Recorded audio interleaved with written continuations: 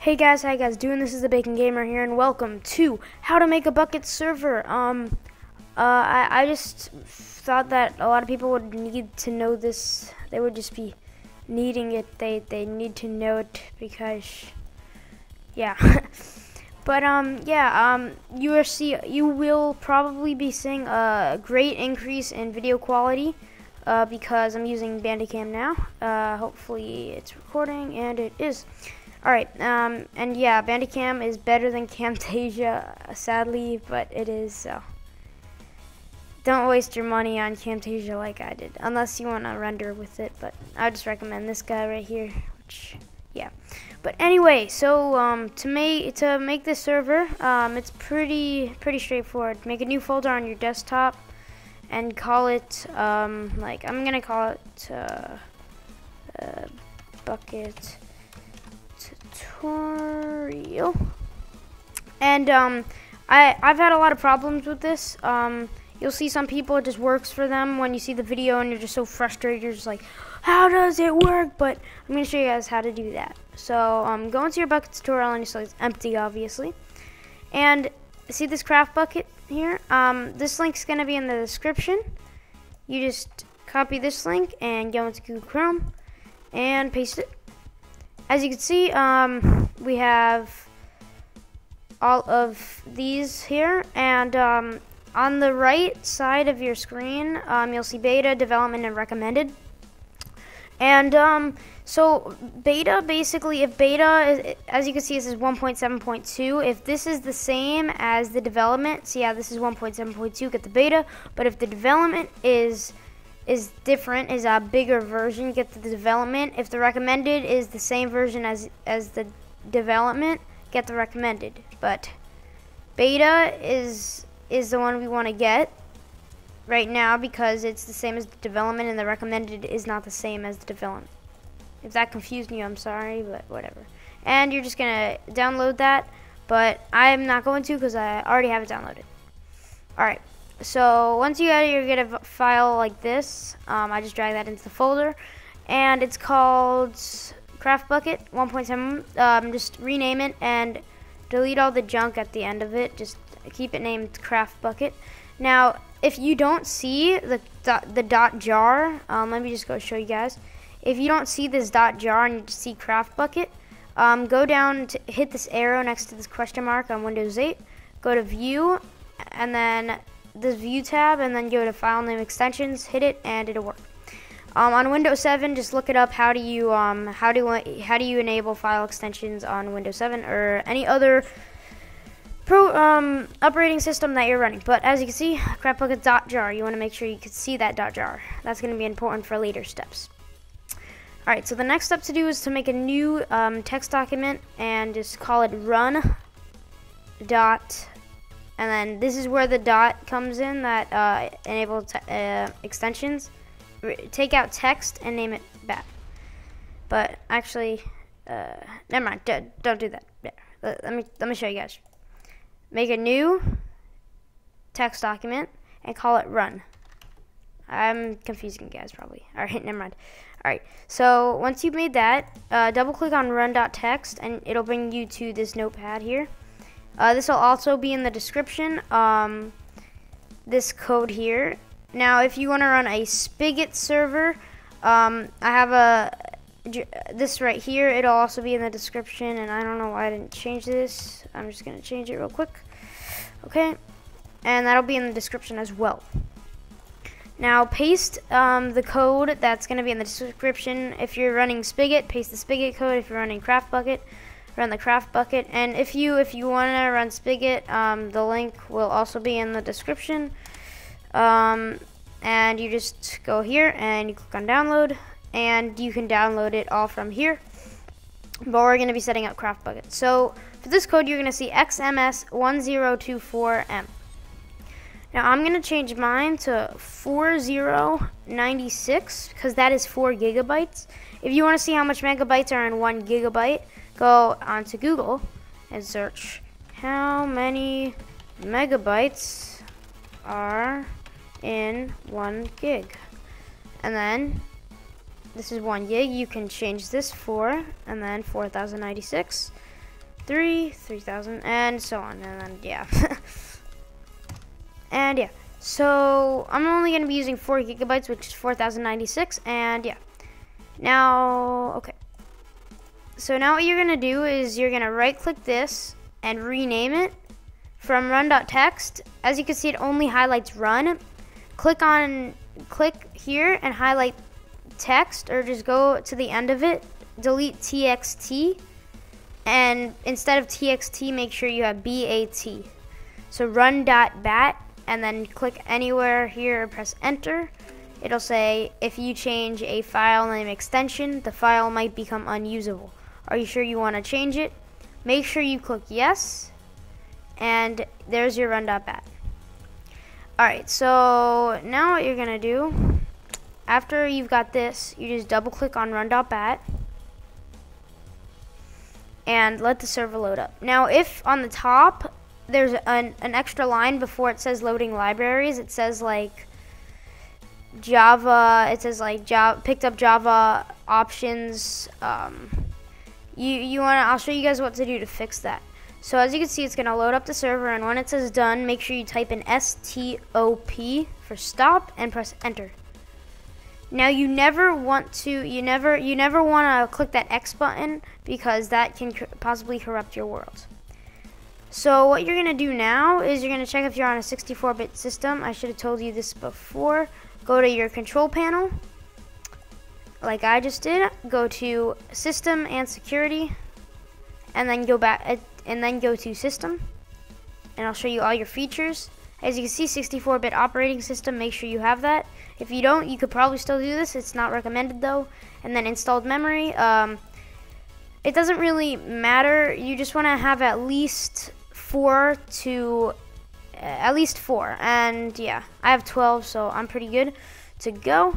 And you wanna, when you're making that run.bat, you wanna make sure that you're using half or a little bit less than half. So if I was running 8 gigs of RAM, I'd probably run 3 or 4, but I'm running 12. But for a server, the most you probably would want is maybe 8 gigs, and that's you can do that with 16 gigs. I wouldn't recommend going over half though. So yeah, that's just something to keep in mind. So once you have generated all these files here, you might be confused, but don't worry. Delete all of the worlds. So you see world, and then world thing, whatever, I don't know what that's called. You'll see world nether, and then world the end. Just delete all the worlds, and I'll show you guys why. Now go into your server.properties, and you're gonna see generator settings, op permission level, and all this stuff here. You're just gonna follow what I tell you guys, and it'll work out good. So generator settings, keep that blank. Op permissions, keep that 4. Allow nether. And if you want the nether, change it to true. But I'm just gonna recommend that if you allow the nether, then it's gonna make your server lag a bit more than if you didn't have it. So level name, keep that at worlds. Enable quarry, false. Allow flight, false. Make sure announce player achievements is at false. Server port 25565 unless you're port forwarded under a different port, but I wouldn't really. Just don't worry. I'll show you guys how to port forward in a later video. Enable Archon. Make sure that's on false. Level seed. Nothing. Make sure it's on. Well, I mean, unless you want to generate a world with seed, we could put that on something. But for now, you could just leave that blank. Force game mode. Off. Server IP. Unless you're using Hamachi, go ahead and leave that blank. Max build height 256. Spawn NPCs true. Whitelist. If you want to have your server whitelisted, go ahead, do it. Spawn animals true. Hardcore false unless you want it to be hardcore. I would not recommend that. Snooper enabled. I would say true. Online mode unless you're running Spigot and want to bungee, keep that at true. Resource pack, if you want to use a resource pack, go ahead. PvP, true, unless you can change it to false if you don't want people hitting each other. It doesn't really matter. Difficulty, 0 is peaceful, 1 is easy, 2 is normal, and 3 is hard. I'm just going to put on peaceful. Enable command blocks, make sure that's on true. Game mode, I'm gonna, for now, that's survival. I'm just gonna put it on creative. Actually, I could just put it on survival. It's fine. Player idle timeout. I'm gonna leave that at 0. Max player is 20. Spawn monsters. Make sure that's true, unless you don't want that. Generate structures. I'm gonna put that at false because again that lags the server a bit. View distance. Make sure that's 5. And now message of the day. Now you can make this whatever you want your server to say. But I've also provided another link in the description. I will go to that link right here. Let me just copy that link here and go into my Google Chrome and press enter. And as you can see, these are all the formatting codes. And this, you need this symbol, so go to this website and get this symbol right here. Let me just get out of this ad. Get this symbol. It's down here. You could just take this symbol and highlight it with your cursor and then Control-C or just right-click it and copy it. And here's all the colors, so you do that symbol and 0 for black and so forth. And you can also use it for obfuscated, which is a bunch of random letters, and italic. I'm going to do something basic because I don't know, but let's just say I want this symbol and 3, that's going to be cyan. This symbol and L will also be bold, and this symbol and K will be obfuscated, which is a bunch of random letters. And then it doesn't really matter what you put after the K. And then I'm going to make my name green and bolded. And if you're confused here, just put, oh, sorry about that in the background, that horn that you just heard. But if you're kind of confused, don't worry, I'll have a tutorial up on my channel, and it'll show you what all these symbols mean. But this is like basically what you're gonna do if you want to make like all colorful message of the day without plugins.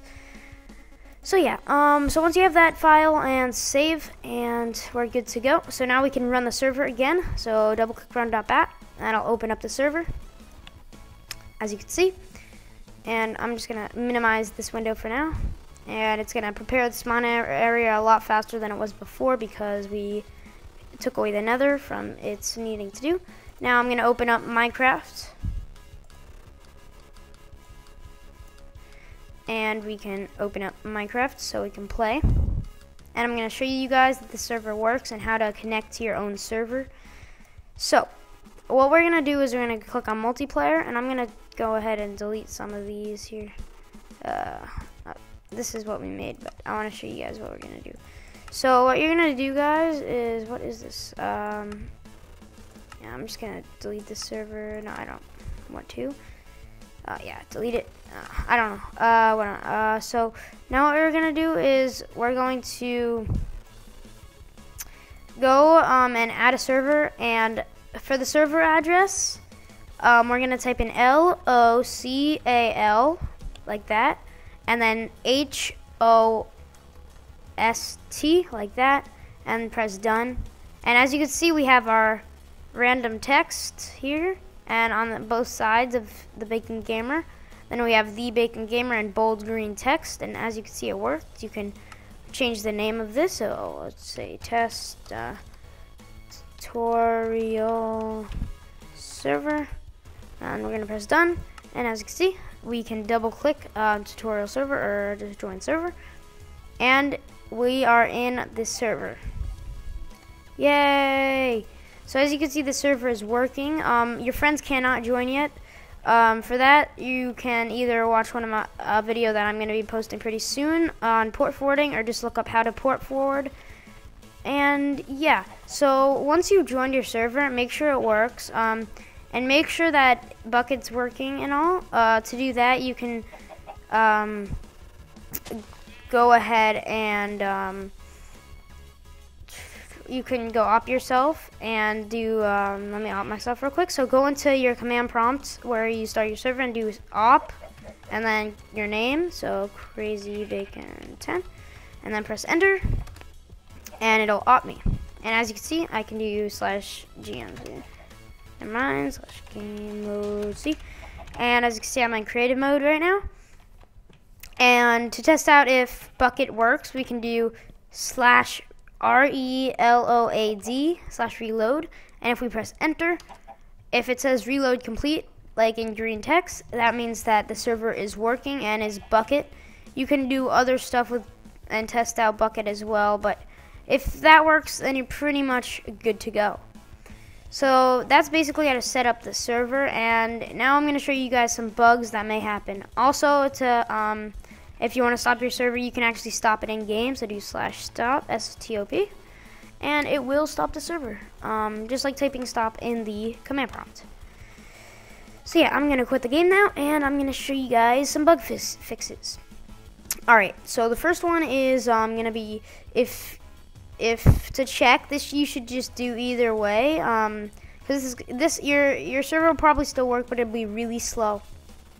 Go to control panel, go to system and security, go to system, now go to advanced system settings right here, go to environment variables, and if you see Java options, make sure that you delete Java options.